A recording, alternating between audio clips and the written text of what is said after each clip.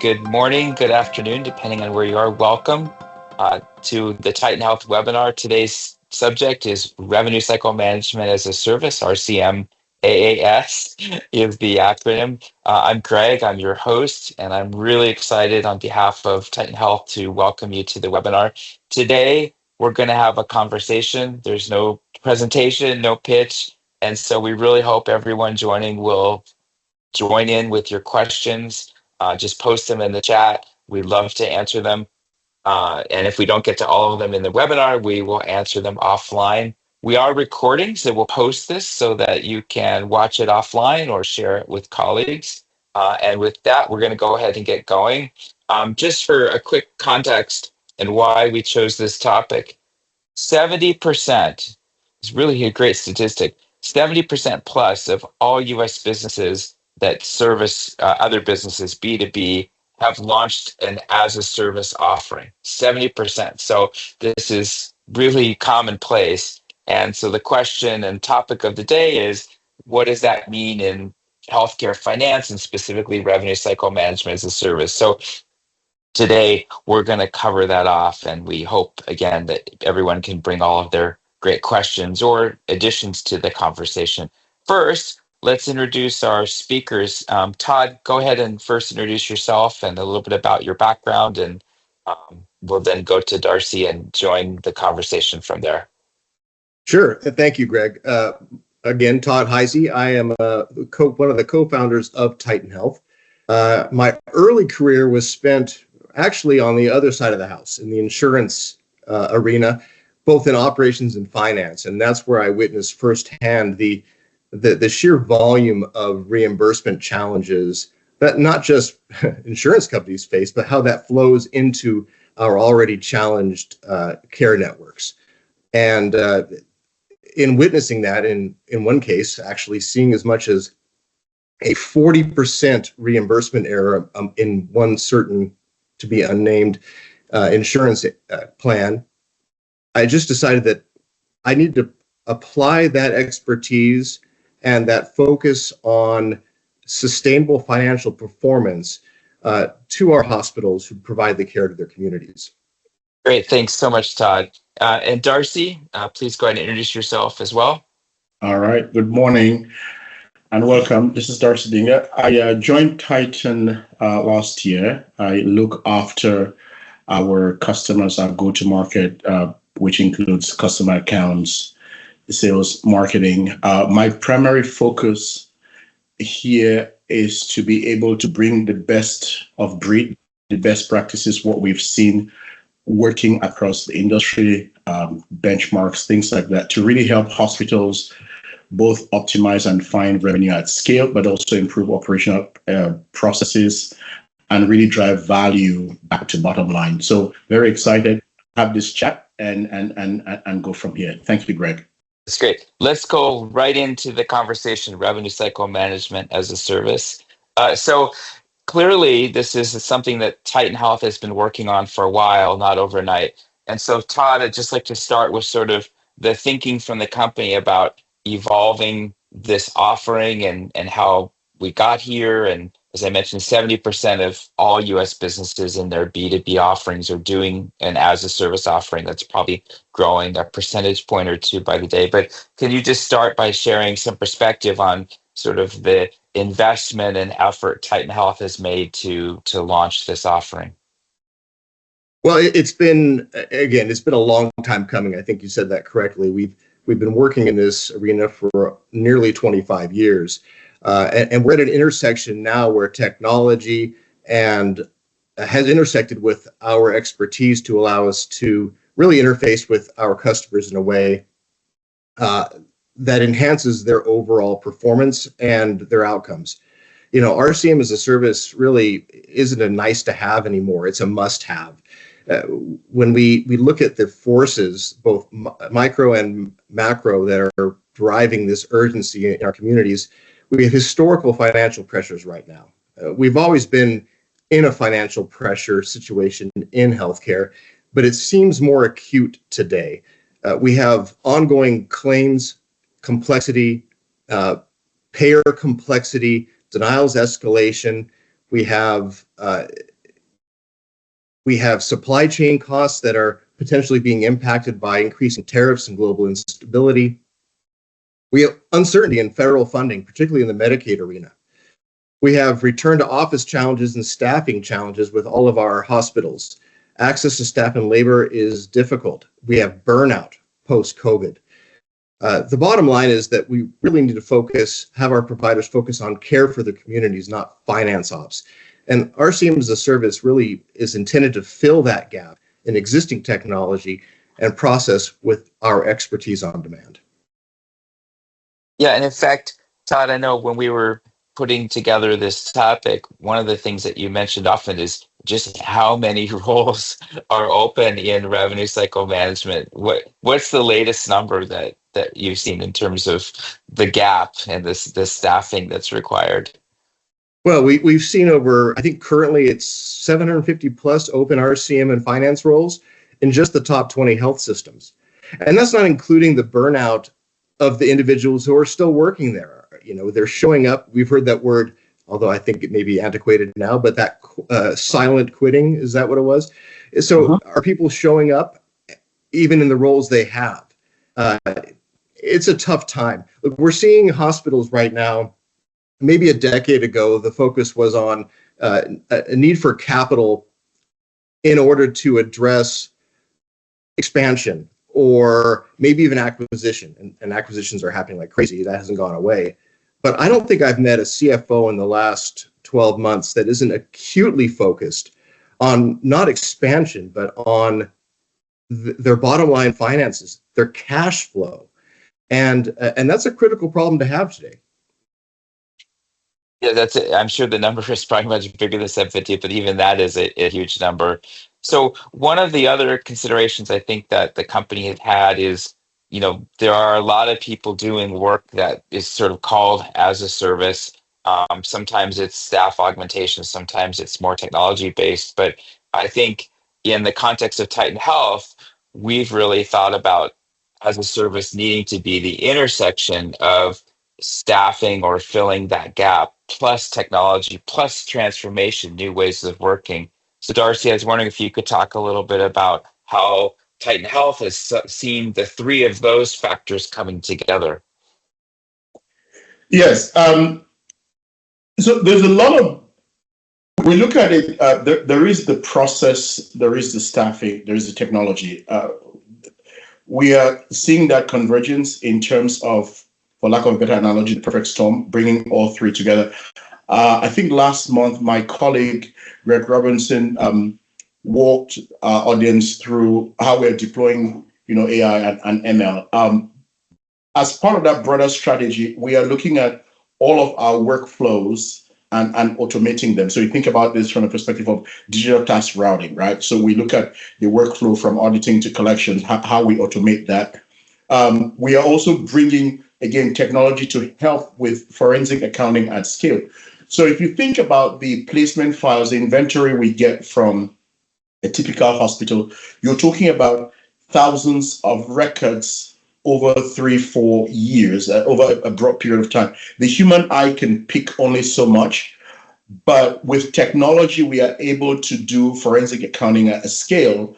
And with technology, we're beginning to develop pattern recognition across denial and reimbursement. So there are certain patterns that we can detect in certain states or by certain payers. What happens in Arizona, what happens with a particular payer, whether it's private or government funded, we can do that. And so all of this is helping us really for our clients improve time to cash, improve technology and process are really helping us improve time to cash, improve really their bottom line. So again, technology is important. It is as good as the processes we have perfected and also as good as the people we bring to bear. So when you look at the industry benchmarks we released yesterday, you begin to see how that convergence really sets Titan apart from not just the industry, but apart from how hospitals practice RCM. This is why, again, God is bringing the whole concept of revenue cycle management as a service, because it's not just about the people, it's not just about the technology, it's not just about the process, it's the perfect convergence to drive value for hospitals so hospitals can return to what they do best, patient care. Does that make sense? It does. And in fact, the question just came in kind of related to that. And again, please post all of your questions to the chat. We'll try to get to all of them. The question is, how should a client, a prospect, an organization thinking about adopting as a service for their healthcare finance, for revenue cycle management, how should they measure this, right? There's a part of it that's just getting the work done, but there's another part of it, which is sort of transformation or maybe doing things in a different way. So, Darcy and Todd, what would your sort of perspective be on how to measure the value or the gain from revenue cycle management as a service? So, Todd, you want to go first? You want me to jump on first? I can go, and then you can fill in the gaps that I will inevitably leave. To me, the measurement is what is happening in your time to cash, really post 30 to 45 days. How many denials are you receiving now versus after the implementation of RCM as a service? Not because RCM as a service doesn't just solve the problems that you're experiencing. The intent is to actually shore up the upstream issues that are causing those problems in the first place. So it is your aging, it's your time to cash, and it's your write-off rates. Those are, to me, some of the key variables and measurements that we're looking at. But I'm sure I'm missing some. Darcy, please.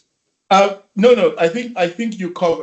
At the end of the day, it's about impact, right? So it's about making an impact to the bottom line. We invite hospitals to go to titanhealth.com/benchmarks and just look at our benchmarks and compare that against themselves. Benchmarks are both a leading and a lagging indicator on how well you're doing and what impact this is having to your bottom line. So if you look at anything from your days in AR, your clean claim rate, your first pass resolution, your cross collection rate, and all of these things, if you are seeing that you are lagging the industry, either due to macroeconomic pressures or, as Todd mentioned earlier, your own internal pressures around, ramp, around attrition, burnout, and things like that, RCM as a service could be a way to bring you up to industry. And by bringing you up to industry, it could be a way to impact your profitability as a CFO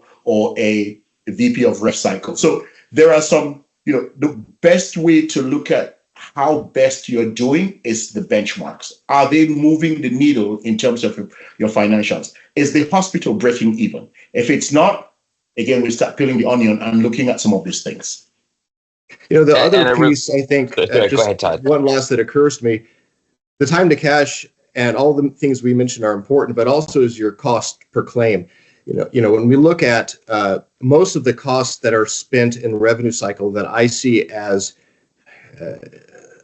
unfortunately wasted effort are on those multiple denials, the ones that keep shuffling back and forth between the plans, the aging accounts that end up going for 70, 90, 120, 180 days with no resolution despite a huge amount of effort thrown at it. That's where, as Darcy mentioned earlier, that convergence of expertise, process, workflow, and technology allows us to get those metrics and narrow that gap, but also do it in a very efficient manner, because that's what we do. A related question just came in, so thank you both for that context. And that is, as I mentioned, 70% plus of all B2B offerings or businesses are doing something as a service and growing by the hour probably in terms of percentages. But a question was, does my healthcare organization, whether I'm a system or a hospital or a practice, do I need to be already advanced in sort of my digital transformation, my use of technology to take advantage of revenue cycle management as a service? I think the answer is unequivocally no. We have designed our platform, to be system agnostic, to be able to work with everything from large-scale health systems to rural hospitals, with all of the technology challenges and process challenges that they all encounter. So no, you do not have to be already advanced. And in fact, I think those of you who are not advanced can particularly benefit from RCM as a service. Okay, and I guess another question that's come in too is something that we covered in the last webinar a little bit is how much of revenue cycle management as a service is AI powered or machine learning powered or automation powered versus sort of people-based expertise. And I think that my sense is the question is rooted in, there's still a lot of complexity, as you both mentioned, in healthcare finance, and perhaps it's a little early to think that all of this could be just automated, right? That there's probably a lot of expertise and subject matter sort of discretion that needs to be applied. So what would be your perspective on that front, Darcy and Todd?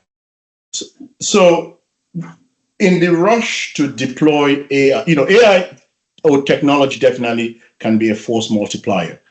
However, there is a significant expertise at Titan from audit to collection. We span the gamut of RCM, right? You still have a lot of expertise because there are nuances in payer contracts depending on state, depending on region and stuff like that. So while we continue to train the model to be quite proficient at recognizing the differences and things like that, there is still a human element involved here. And the human element isn't just off the street. Our directors of rev cycle, whether they're looking at ARR or zero balance, they're bringing decades of expertise into this. They're also bringing industry knowledge, right? So we participate in the HFMA as part of our thought leadership initiative, teaching bootcamps, things like that.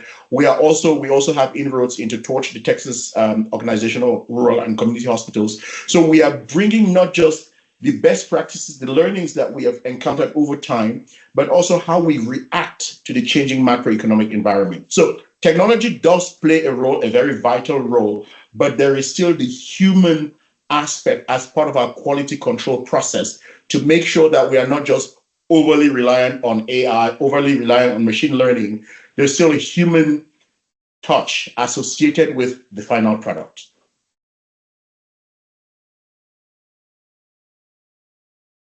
Great, and I think that hits the nail on the head in terms of that question. A related question that also just came in is, should I, if I have a staffing gap or maybe I want to make more progress against some of these benchmarks, does that give me an opportunity perhaps to pause some future investment as a healthcare system, a hospital of any size, perhaps in upgrading my ERP or perhaps switching to a new finance system? Like, what would the perspective be there? Should I still do that? Do I need to upgrade my internal technology to take advantage of this? Or what would sort of I know this is a bit general, but the guidance or perspective be from Titan Health in that question?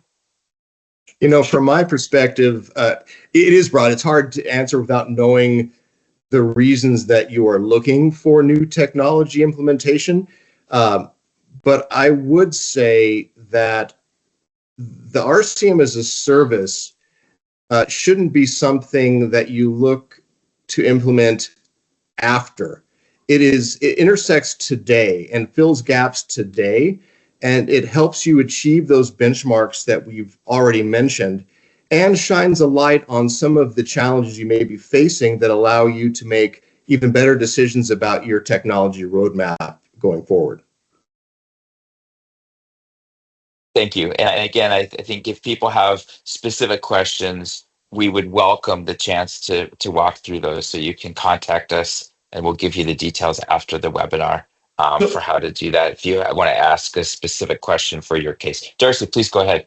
Yeah, so Greg, just to build on Todd, what Todd mentioned, we are serious about the come as you are. So if you've got existing gaps in terms of resources and things like that, we know, again, based on years of doing this, we know what it takes to not just fill those gaps, but get those auditors to a place where they are productive, in terms of being able to audit or getting your collectors to a place where they can override or overcome the various denials and appeals and things like that. So it takes a little bit of time to run.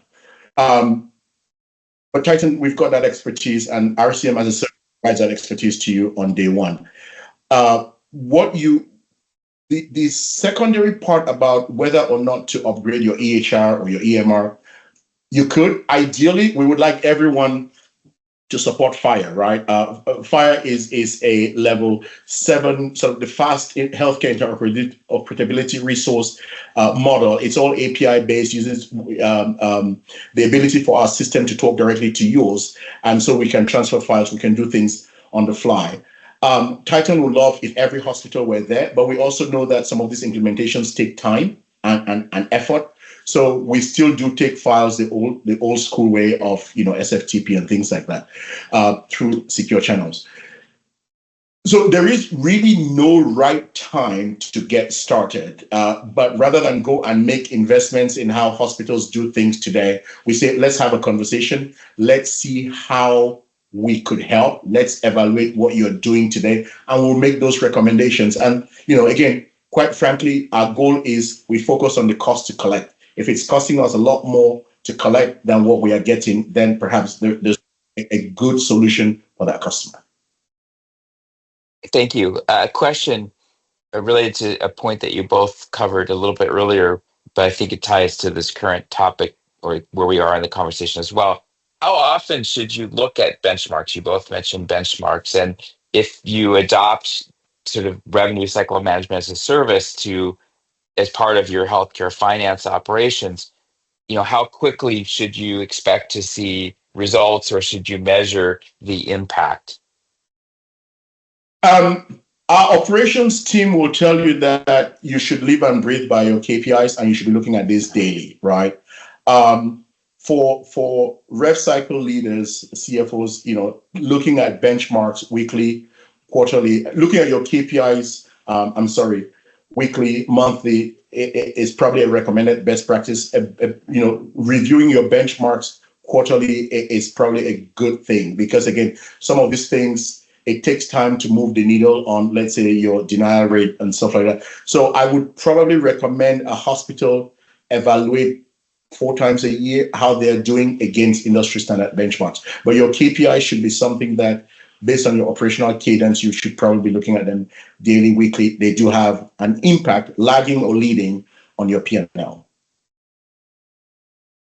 And so perhaps related to that, but also another important thread for us to cover is, are there specific revenue cycle management practices or services that are best fit for revenue cycle management as a service? People tend to talk about accounts receivable, claims denial, capital cost recovery, zero balance. Does revenue cycle management as a service fit best with just a few of those, or can it work across all of the different sort of service or practice areas of revenue cycle management? I would say it fits across all of them. It assists with accounts receivable recovery, especially on those claims that just are a little more difficult to get completed. The ones that fall out of the routine, the ones that are more complex or have seen multiple denials and are out there aging. Not only resolving the issue, but identifying why and providing that root cause and business intelligence back to our client is a key value for them in really improving their overall benchmarks. Denial management, eradicating write-offs, that wasted dollar for the care you provided. And then comprehensive revenue audits are critical. Looking at what actually came in to identify not just what denials snuck through, but what reimbursement may have leaked, where there missed charges, was something where it was a contract terms not applied appropriately, so that the expected amount didn't reflect the severity of case that you might have had. There's a lot of pieces that go into that assist in all of our customers, making sure they receive all the reimbursement they are due for the care they provide. Thank you. And we have a couple more questions. So, and I think it ties in a little bit to some of the earlier comments as well as the service lines and where's the best fit. How long does it take to get started? So, maybe you have a gap in your staffing, or maybe you are starting to think about getting more value from your healthcare finance, and you're thinking about things like benchmarks and being above industry standards. So you want to get started. What does it take to get started? How long does it take to get started? What's required? I'll turn that over to both of you, Todd and Sure. Darcy. So, in as little as 10 days, right? And obviously there's some contractual things involved. Our head of legal, who is also very steeped in both HIPAA and the High Tech Act, there are things that we got to go through the process with the BAA, the SOW. Once we get through that hurdle, the teams really begin to work together in a collaborative fashion.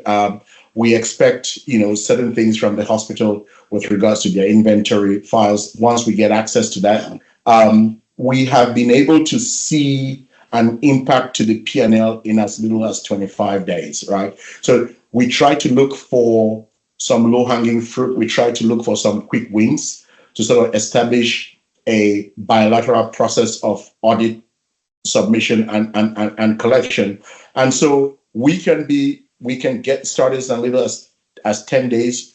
Hospitals begin to see benefits as quickly as 25 days. Now, is that the norm for everyone? Absolutely not. There has to be a willingness on the hospital's part to partner with us, provide access, provide files and things like that. But for hospitals where we are helping recover, north of $1 million each month, there is this established best practice of how to do this at scale and how we provide RCM as a service at scale. There are some other nuances to this, but generally speaking, you should be able to see quick turnaround within the month. Great, thank you.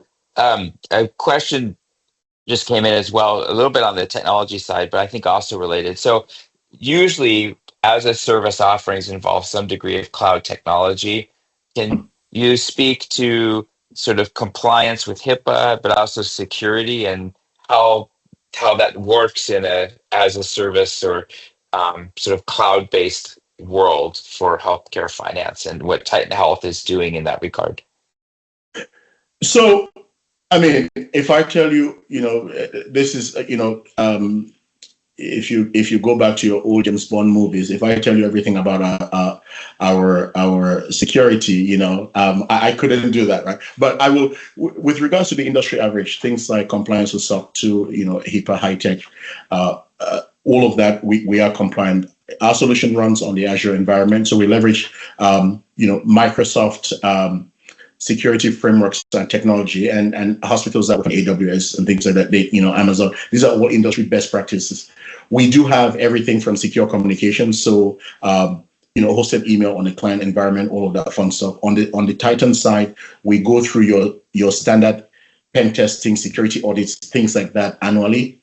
Titan has a fully dedicated, not just an in-house IT team, but also service providers that help us in that regard. We have a full-time CTO who looks at the architecture from a vulnerability perspective, a penetration perspective, scalability, and things like that. So we are aware that we are dealing with sensitive records, and we put that framework in place. There's, of course, certain things that we share under NDA and stuff like that. So that technology, that infrastructure, Microsoft Azure, all of that come to bear in the work we do to make sure we are operating in a very tightly secure environment. So if you think about all the things around standard encryption, we are all compliant in cryptography, the exchange of keys and things like that. I hope that answers your question. Well, I'll add to it too, and certainly our chief technology officer can better address the technical details of all of this. But for me, security and compliance is critically important. It's a huge threat, not just a regulatory threat, but a very real threat. There are hackers out there actively trying to steal this data and to capitalize upon it. So for me, it's a huge focus. we mentioned that we rely upon Microsoft Azure, but not out of the box. All of the Microsoft Azure settings are looked at and strenuously evaluated by our team and by our contractors who specialize in HIPAA security to ensure that we have the right switches turned on and that your data is protected. Everything is encrypted, both in transit and at rest. I could go on, but I take it very seriously. Great, thank you. And another question that's sort of somewhat related, but also an important topic to cover that just came in, relates to how, sort of the technology part of revenue cycle management as a service, as well as the staff augmentation part. How does that fit with the existing team you have, right? Does that mean that there's sort of this additional part of the organization that although outside of the organization, is there integration? Does the existing team have to spend time with a revenue cycle management as a service provider such as Titan Health, or how does that all work together, or is there a range of options there? There is a bit of a range of options depending on the need, but most commonly, we integrate with existing teams. We collaborate and complement existing teams. There are times where there are segments that customers want us to replace parts of existing teams, but really we positioned ourselves to complement. I've taken the position that we at Titan really want to be that extra department down the hall from you. So we are working with you hand in hand, collaborating, meeting with you, certainly monthly, but often weekly, to go through findings, to talk about what we're seeing, to ensure that we're sharing all of our results transparently and the efforts that we make transparently, because ultimately these are your claims and this is your system and these are your patients. And So we look at ourselves as complementary to your existing system, just kind of turning everything up a bit of a notch. Thank you, Darcy. I see you nodding. Anything you'd like to add to that as well? We same boat, right? We're in the same boat. We are an extension of the team. We're down the hall. We are integrated. There are clients that have a cadence where they meet with us several times a week. There are clients that have a cadence where they meet with us monthly, depending on how the hospital system or structure is set up. We assist on demand, we assist on a predetermined schedule, but our operations team really has that flexibility in terms of fine-tuning the engagement approach based on that particular client need. So we do not have a one-size-fits-all. We have a range of options, and we work with the client to make them successful. Okay. I think we've covered the questions that have come in so far. Again, we welcome any outreach, whether you want to talk more technically about how revenue cycle management as a service works, whether you'd like to talk about the service lines and how they fit, or any question. We welcome the chance to answer your questions one-on-one. Darcy and Todd, any closing comments you'd like to make today? No, we're just very excited to be in this space, and we're excited to be able to bring this to market and to assist all of you in reaching your goals. That's really what we're here. I said early on, financial sustainability amongst an ever-increasing set of challenges, and we're here to help you navigate those. Likewise. And again, I encourage all hospitals to visit titanhealth.com, look at the benchmarks, take the challenge, look at where you fall. We are seeing that rev cycle management as a service isn't germane to large hospital systems, whether you are a critical access care system, a rural hospital, a large hospital, a university teaching hospital, things like that. We can help. We really are on this mission to make write-offs or make write-offs a thing of the past, and to help hospitals and healthcare systems return to their focus on patient care. So we realize that no one size fits all. And so we are open to figuring out what is unique about each hospital system and how we help them with rev cycle management. So thank you for hosting this, Greg. So thank you everyone for joining. You can reach out to us at info@titanhealth.com if you want to set up a briefing, if you want to ask specific questions. Darcy and Todd are both available on LinkedIn if you want to reach out directly. We will post a recording of the webinar along with the transcript so that you can look at some of the detailed conversation, share it with colleagues. Also, we are doing these webinars monthly, so stay tuned for the next month's topic. Thank you so much for joining. Hope you have a great close to the week, a great weekend ahead, and look forward to speaking with everyone very soon. Thanks so much. Have a good day, everyone. Bye-bye.